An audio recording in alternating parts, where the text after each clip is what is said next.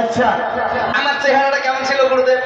আরো ভালো ছিল। বেশ সুন্দর গুদুম গাদাম নুদুম নাদাম। আচ্ছা, আপনি বেশ সুন্দর করছে।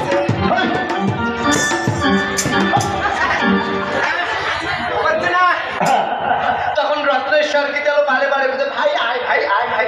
আচ্ছা, ভাই মুখে কর ভাই, মুখে কর ভাই। এই, মানে তুমি আমার সঙ্গ করো? ওইটাই তো কন, তোমার তোমার মনটা খুব খারাপ রাখে। আচ্ছা বলো। আমি করি একটা, আপনি বুঝেন একটা। আচ্ছা, হ্যাঁ?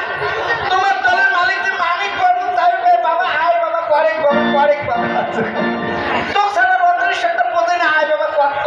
আচ্ছা হলো। কিন্তু গুরুদেব এরা রত্নেশ্বরও দেখায় না, আচ্ছা, ওই মালিক আর দেখায় না।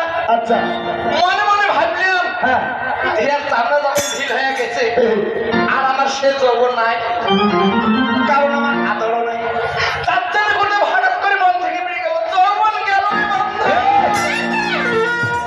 বাবা রে, বুক ফাটে গুরুদেব, বুক ফাটে না। যাই হোক বিনয়, বলতে পারো বাবা কোথায় দাঁড়িয়েছি? কেন গুরুদেব? আমরা বলি সেই চার খুঁটির মাঝখানে মহাশ্মশান ভূমিতে করতে। মানুষ মরিলে কোথায় নিয়ে যায় ওই বাবা? চার খুঁটির মাঝখানে শ্মশান ভূমি, এই মহাশ্মশান ভূমিতে এসে দাঁড়িয়ে গুরুদেব। এটাও কিন্তু একটি মহাশ্মশান। হ্যাঁ, তার কারণ কি কারণ? এক পাকে দে, আরে এক পাকে দেবী, পঞ্চমে দলের চকা, পাঁচ পাহের ঘোড়ায় দম নেই। ছি ছি ছি বাবা, কেন? এই দেব সবাই হ্যাঁ, এই জকাজকরি কি করে প্রবেশ করতে পারে?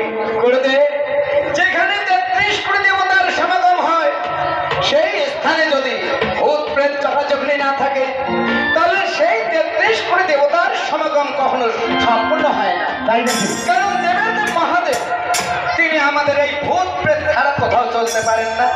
তাই তো গুরুদেব সন্ধ্যার থেকে দেব দেবীরা আসন পেতে বসে আছে আর আমাদের জন্য এই ফাঁকা জায়গাটা পড়েছিল। তাই নাকি? তাই তো আমরা ওই ভূত প্রেত চকাচকনি সেজে খুঁজে এই ফাঁকা জায়গাটাকে পূর্ণ করে আজ আমরা দেবগণকে আনন্দ দেওয়ার চেষ্টা করছি। বাবারি, যাই হোক, হ্যাঁ, সাধুগুরু বৈষ্ণব এবং মা বাবারা সবারই চরণে আমার শতকোটি প্রণাম। হরি বল, হরি বল, হরি বল।